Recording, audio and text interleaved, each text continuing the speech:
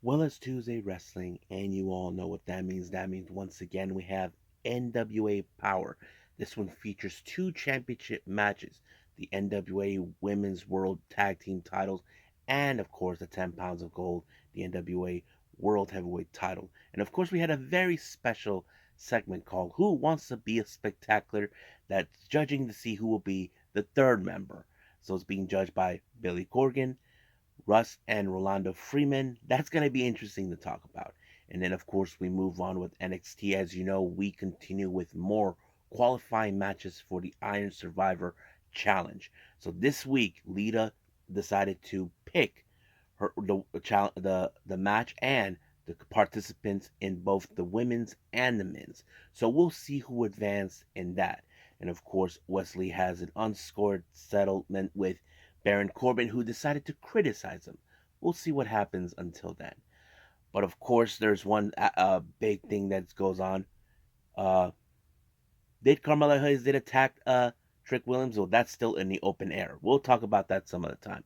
And of course, we have some news updates to tell what's been going on in the world of pro wrestling, such as what events the promotions are throwing out, who's booked, what matches are set, and of course, any wrestlers that have been signed or departing from the promotions, any injured wrestlers.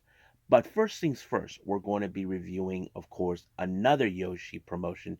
Some of you may have been wondering what took me long to do this one. Well, it's been who knows how long. This time we got Oz Academy, the Yoshi promotion, with Poison of Desire, with four matches in particular. The main event is a 2 out of 3 falls match. So, let's get ready for another episode of the Deleted Wrestle Zone.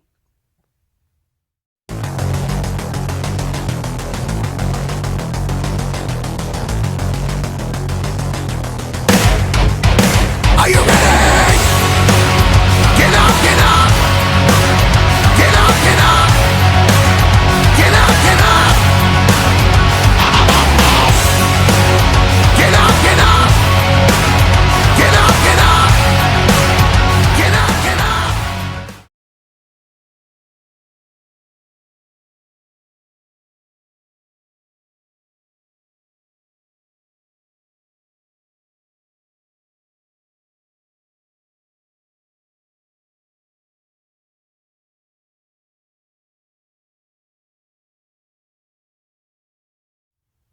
Welcome, everybody, to the Deleted Wrestle Zone. All things that is pro wrestling with AEW, NXT, New Japan Pro Wrestling, Impact Wrestling, the National Wrestling Alliance, various promotions, wrestlers, matches, and championships.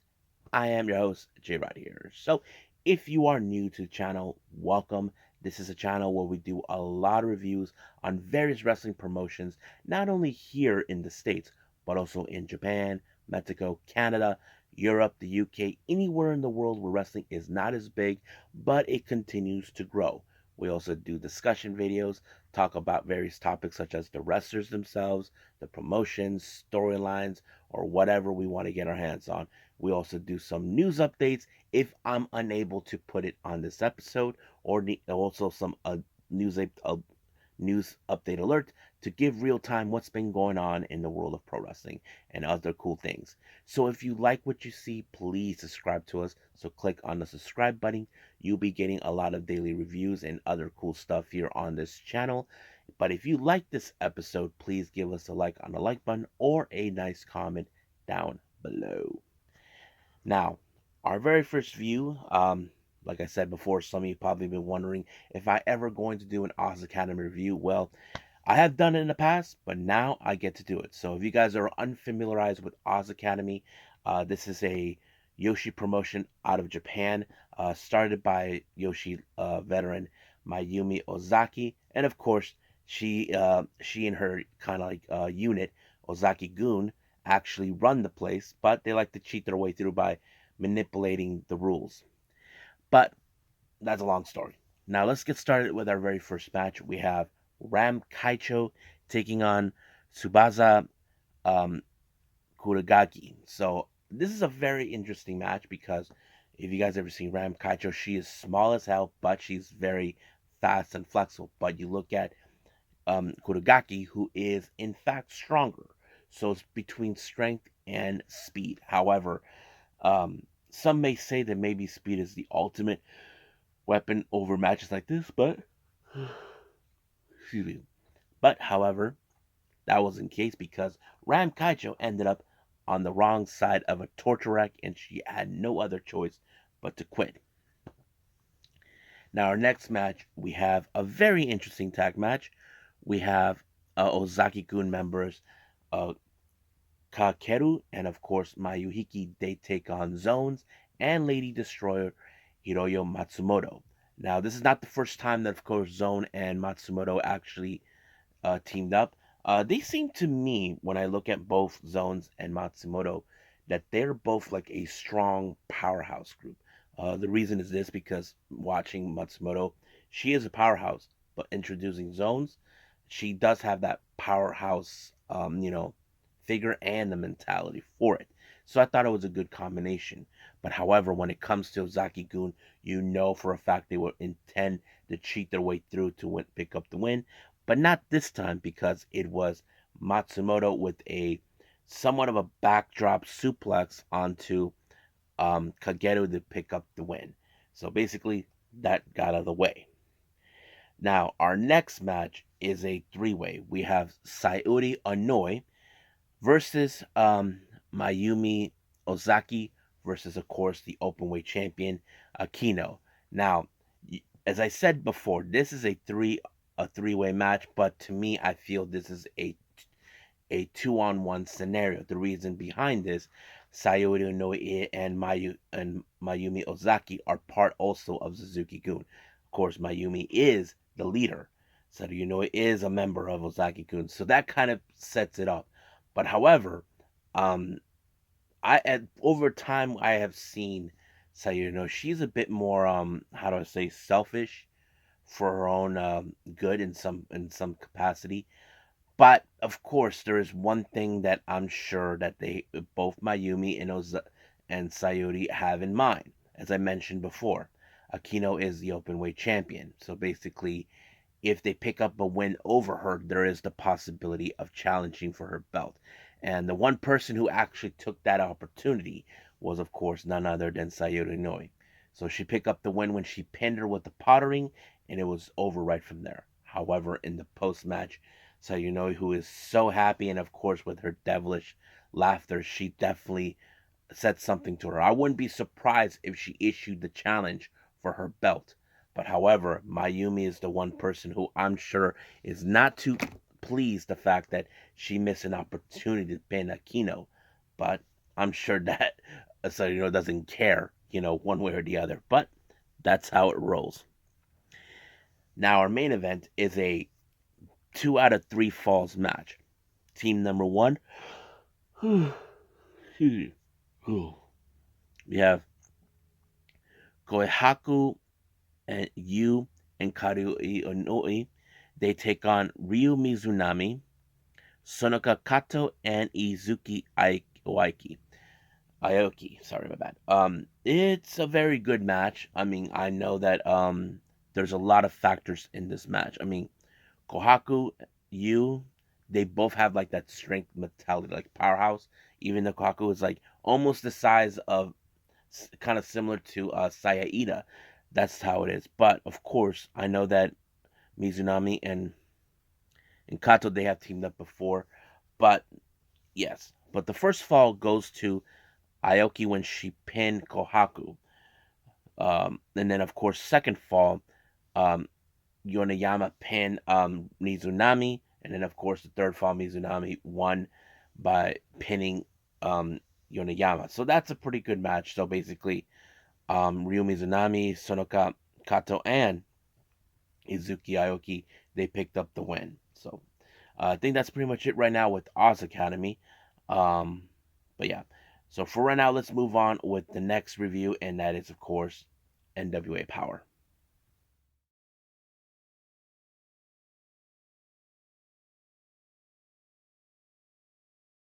Okay, NWA Powerrr. So, I made, first of all, I made another miss. I did not see I forgot there was another title match that was actually set upon. It was the NWA World Junior Heavyweight title. So Kobe Carino defends his belt against a newcomer named Mo Jabari. I don't know if I ever seen him. I mean, it's not the name sounds familiar, but this is his debut. But truth to be told, I figured that this match was going to go with Kobe Carino, because this guy Mo Jabari, since this is his debut match, I figured that he was going to lose this match.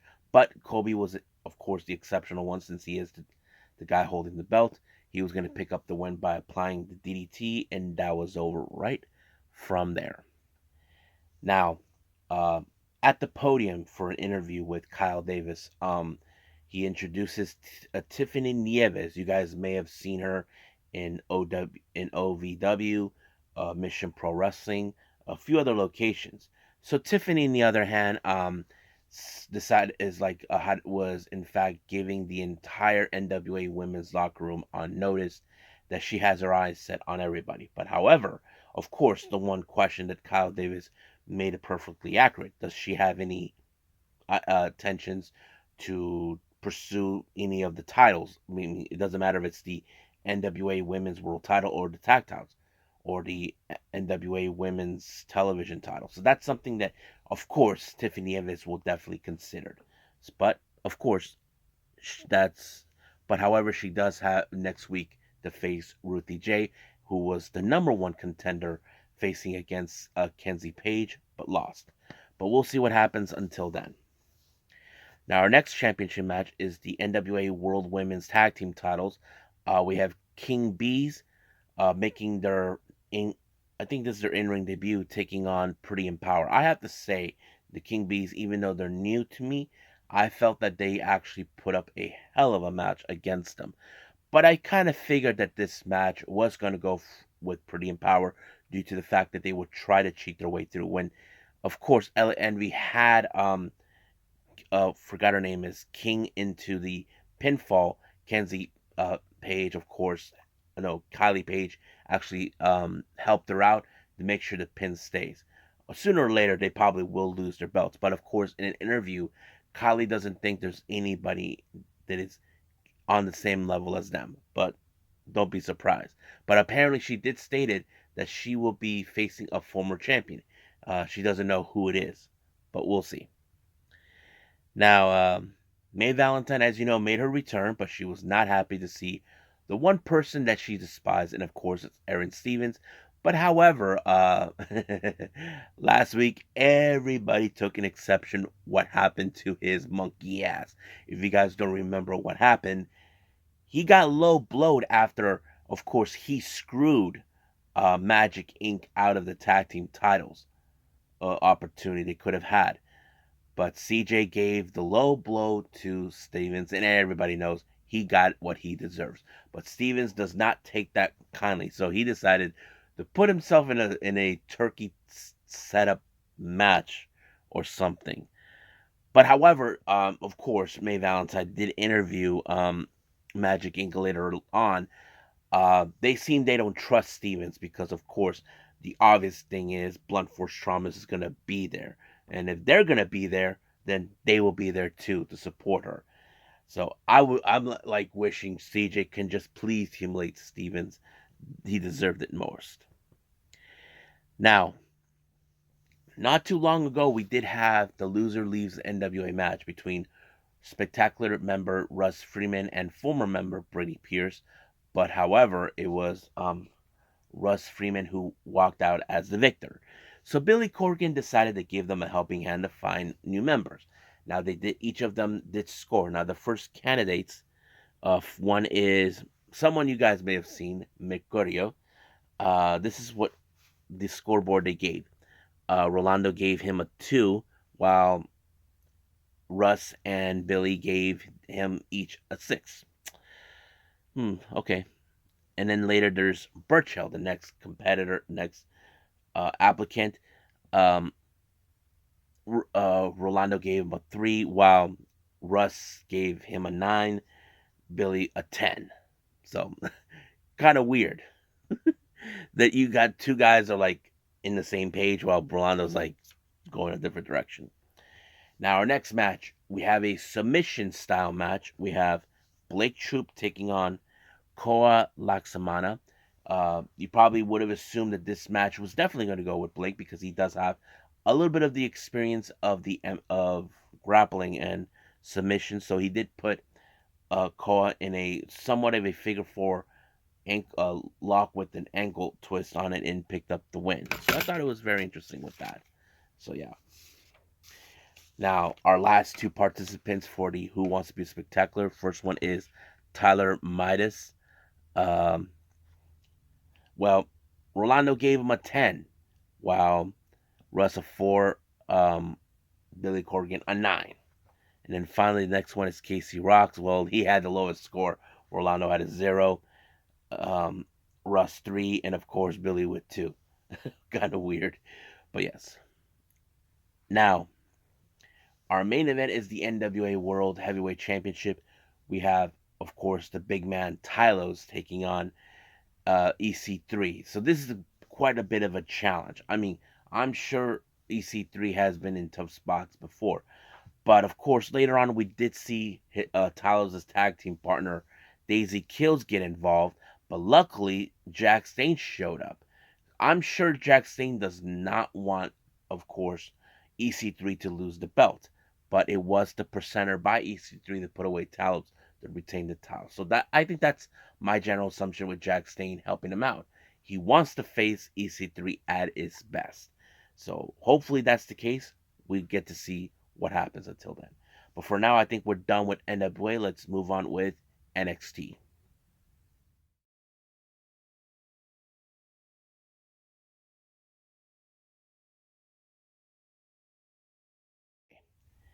NXT, let's get started. It opened up with Chase U. Most specifically, Andre Chase has been coming under fire. Now, if you guys to remember what happened, apparently there was an envelope that was passed on to Andre Chase. Well, JC Jane obtained it, but apparently something has struck. Apparently he's being questioned about whatever was in the envelope. I have no clue what it was, but it was very interesting. However, it did started with the tag titles, of course, with Andre Chase and Duke Hudson defending them against the family. Now, this was a rematch that was requested. Of course, it did happen. But at some point, the students of Chase U just walked out on Andre Chase. But unfortunately, of course, Stacks was the one that picked up the win, pinning Andre Chase to become brand new NXT Tag Team Champions. That makes them two-time.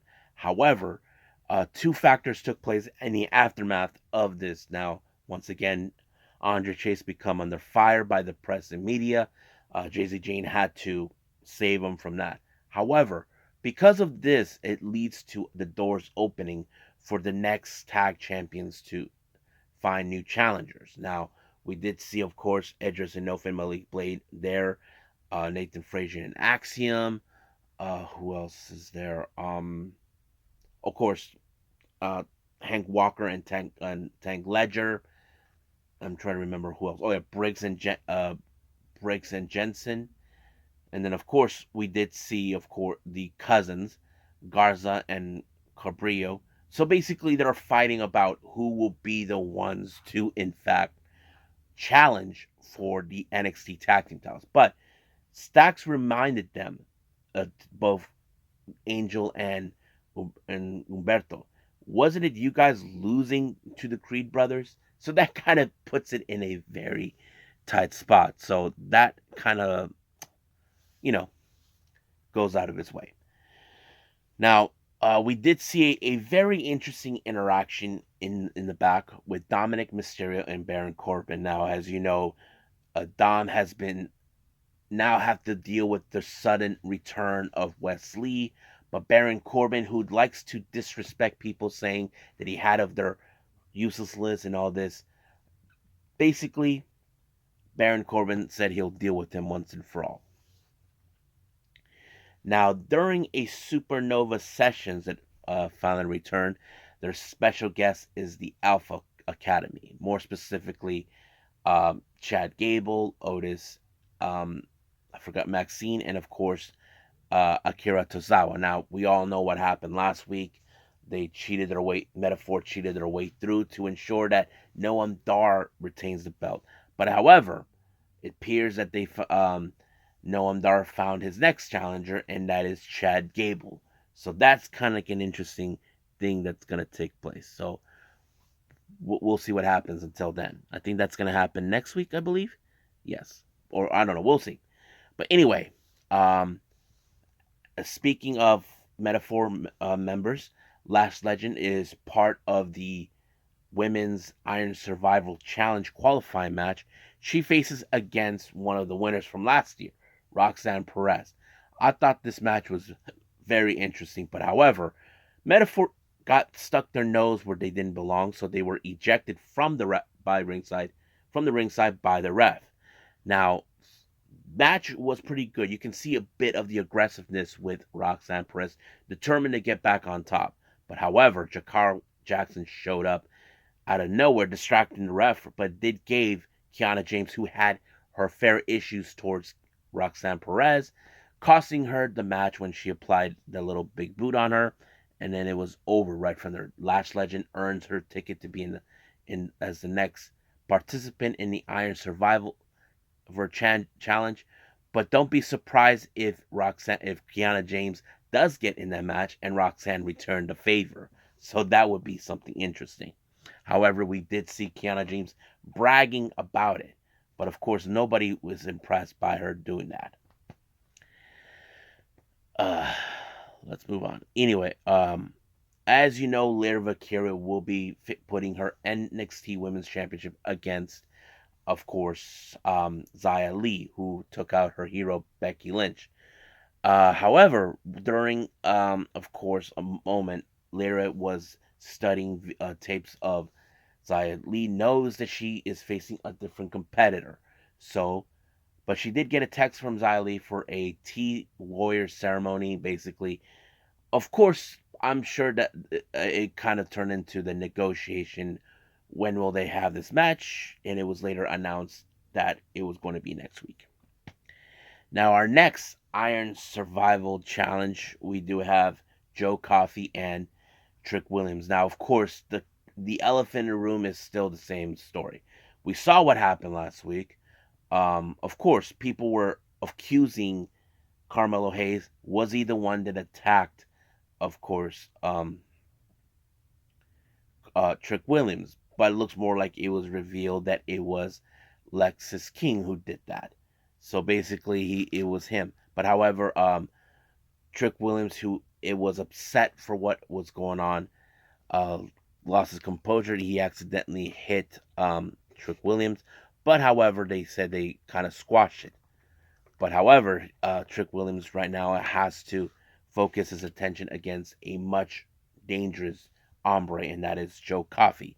Of course, there was going to be interference from Gallus to be involved. That is to expected. But of course, there were many accusations from commentators about certain situations. For example, Mello pulled down Wolfgang while he had the rings and the rope, and it um, caused Trick to fall down, and then of course moving out of the way when there was a tope suicida on Trick. That sort of thing kind of becomes like, okay, was this intentional? Who knows? But the story does tell about that. But however, it was of course a big flash knee by Trick Williams onto Joe Coffey, giving him his opportunity to be on the deadline in the Iron Survivor. So we already have the next participation. Next week, we do see JBL making his next choice. So that's going to be interesting to see. Now, we do see a little another interesting backstage segment with Wesley making his return. He has a little conversation with Dragunov where he bumped into him. He tells him, that hopefully you going on your little hiatus was good for you to reflect. So, but he did tell him, please give me a little tiny piece of court. But Wesley did inform him, just be sure you have people coming after you for the belt. But of course, Dragunov was telling him, that you're one of them. No, not right now. I have other plans. So I think right now it's more like Wesley had some unfinished business with Dominic after losing the NXT title thanks to Rhea Ripley. So that's something I know we could see. Now, our next match, we do have a very interesting tag team match. We have the Brawling Brutes, Rich Holland and Butch, taking on OTM, Lima, and Price. I have to say, this was a very interesting match. Now, normally you would see the Brawling Brutes. You know they are strong. They are the type of wrestlers that are like blue collar types, but they're in for the streets. But however, OTM was giving them a run for their money. But in the end, it was Butch with a pinfall onto Lima that pick up the win. I'm sure there's going to be talk about possibly the tag team titles in the future for those two, but we'll see where that goes from there. Now, Baron Corbin, who's preparing his match against Wesley, he had a little run-in chat with Lexus King. So he did ask him, how did no one saw him when he took out Carmelo Hayes? So he refused not to do it, but refused to say it. But he tells him he will be paying attention watching that match against Wesley. Now, Joe Coffey, he is now gone off the cuckoo's nest, where he, once again, as you know, the schism is done. But he seems like he jumped off a roof or something. I don't know. I think that's kind of insane. But yeah. Now, our next match is Gigi Dolan versus Ariana Grace. Now, as you know, of course, backstage moments we see with the women's locker room, Gigi Dolan decided to take matters in her own hands against Ariana Grace. But it was an interesting match, but Ariana Grace almost could have won it if it wasn't for the ref who saw her using the ring ropes into her advantage. But it was Gigi with a driver that picked up the win. Now, Von Wagner and Mr. Stone, as you know, since they paired up, you know, Von Wagner feels that he found a real good friend. And of course, Mr. Stone invited him for dinner for his family, but he told him, to uh, tell his wife to make him this certain type of food or something. And of course, Mr. Stone always has him. So basically, they're telling the story kind of like, let me tell you about my best friend, that sort of thing. That's an interesting story I definitely could watch. Now,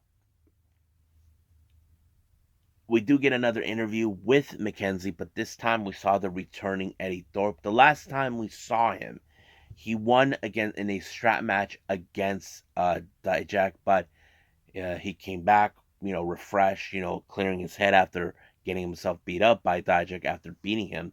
So it's no secret that, of course, he came back because he wants JBL to pay attention what's for the upcoming, Iron Survival Challenge. But Drew Gulak, along with his buddies, seem that they're not going to tolerate with him coming back.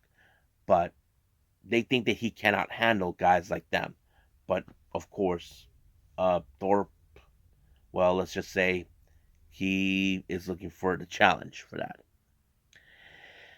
Now, our main event, Wesley versus Baron Corbin. I mean, Wesley did put up a good fight at during the entire time, but I knew for some reason, I had a distinct feeling that Dom was going to get involved. It kind of did, but when Wesley took out Dom, he ended up on the end of days, allowing for Baron Corbin to win. But Corbin, instead of, accepting the win, he decided to continue to beat down Wesley. But luckily, Dragunov showed up to teach him a lesson, but of course he ended up in the wrong side of the end of days. But Dragunov, he has now that he has his attention towards Baron Corbin, which Baron Corbin has been doing. So he's been trying to get his hands on the NXT title. He feels that someone needs to take charge to stop these whiners in his own mind, stop complaining, all that. But Dragunov, he's not going to tolerate a guy like Corbin no matter what. But we'll see what happens next week. But for right now, we are now officially done with our reviews. Let's move on with our last and final thing, news updates.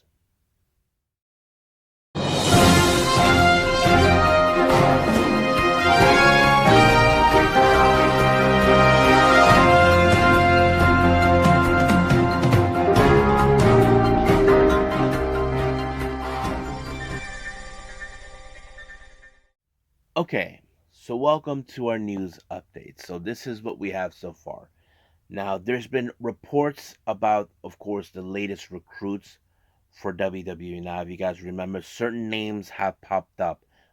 Among two of them that I've been aware of, there is Brogan Finley, who is the son of Dave Fit Finley, who's been working with WWE for who knows how long. Apparently, he did sign a contract and he will be making his appearance in NXT. I'm going to presume in 2024. Turns out he's not the only one. There's Jay Malachi. If you guys ever seen him, he did appear. He mostly appeared in Deep Deadlock Pro Wrestling a few times. He did appear in AEW once or twice. I'm not cannot remember. So those names have been mentioned that they are now kind of already signed a contract with WWE, but they will be making their NXT debut soon. So I'm looking forward to see where they're gonna go, where it's gonna go from there. Now, Prestige Wrestling has announced for the an update for the Roseland 7 event that's taking place on January 5th of 2024. There's going to be a fatal four-way match for the Prestige Championship title. Alex Shelley, the current champion, defends it against Alan Angels and two mystery opponents to be involved. So I don't know who they are, but I will continue to follow up on that. GCW has announced for the Going and Going event. Um, Jordan Oliver will be in action to take on Alec Price. I think that's going to be one hell of a match to watch. Now, finally, as you know, I mentioned this before. The Mexican promotion KOAZ Lucha Libre has announced that they're adding their 2024 roster for next year. I already made some assumptions. Commander is one of them. So is Jalissa, formerly known as Ulyss Alone. They just added four more names into the roster for 2024. These guys, they're called Los Charos. Basically, they're like a stable team. Uh, Almost kind of like dressed up like mariachis. There's Charo Negro, Charo Rojo, and Charo Blanco. Uh, Black, red, and white. So they're officially in now in the roster. And they finally announced Berrios Jr. as also the late also another part of the roster. So they're going to continue to add more people into the roster. I will continue to follow up on this more. And I think that's pretty much it right now for our news updates. So let's just call it a day. Well, I hope everybody enjoys this episode coming up. As you know, we have AEW Dynamite. I'm looking forward to that. I am fully aware we do have a Choke Approach coming up soon and also another Gleech show. I haven't decided what else I'm going to be doing, but we'll see what happens. I'm just going to play it out as I go. If there's any news updates that I'm definitely going to put out that I haven't put out on this episode, I'll do those as soon as possible. So I think that's it for everything for right now. So I will see you guys in the next DWZ time. Same DWZ channel. I must bid all of you adieu. So goodbye. Mwah, and have a nice day.